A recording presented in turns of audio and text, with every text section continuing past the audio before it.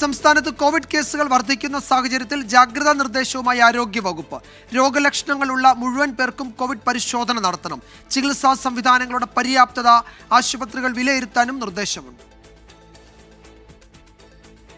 വിദേശ രാജ്യങ്ങളിൽ റിപ്പോർട്ട് ചെയ്ത ഒമിക്രോൺ JN1 LF7 വകഭേദമാണ് കേരളത്തിലും കണ്ടെത്തിയത്. തീവ്രത കുറവാണെങ്കിലും വ്യാപനശേഷി കൂടുതലാണെന്ന് ആരോഗ്യ വിദഗ്ധർ പറയുന്നു. ഈ സാഹചര്യം മുന്നിൽ കണ്ടാണ് ആരോഗ്യവകുപ്പിന്റെ പ്രതിരോധ പ്രവർത്തനങ്ങൾ. ഗുരുതര രോഗമുള്ളവർ പൊതുവിടങ്ങളിൽ മാസ്ക് ധരിക്കണമെന്ന് ആരോഗ്യവകുപ്പ് ഇറക്കിയ സർക്കുലറിൽ വ്യക്തമാക്കുന്നുണ്ട്. രോഗമുള്ളവരെ പരിചരിക്കുമ്പോൾ 2023 ഇറക്കിയ ABC മാർഗനിർദ്ദേശങ്ങൾ പാലിക്കണം. ആശുപത്രികളിൽ ആവശ്യമായ ചികിത്സാ സംവിധാനങ്ങൾ ഒരുക്കണം.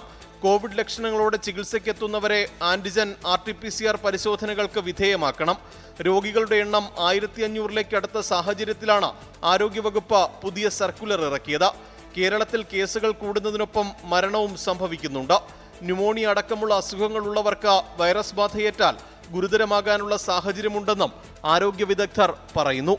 1416 ആക്റ്റീവ് കേസുകളാണ് കേരളത്തിൽ നിലവിലുള്ളത്. ജനുവരി മുതൽ ഇതുവരെ 9 മരണങ്ങളും സംസ്ഥാനത്ത് റിപ്പോർട്ട് ചെയ്തു. ആശങ്കപ്പെടേണ്ട സാഹചര്യമില്ലെങ്കിലും കോവിഡിനെ കരുതിയിരിക്കണമെന്നാണ് ആരോഗ്യവകുപ്പിന്റെ മുന്നറിയിപ്പ്. MG പ്രതീഷ്, 24, തിരുവനന്തപുരം.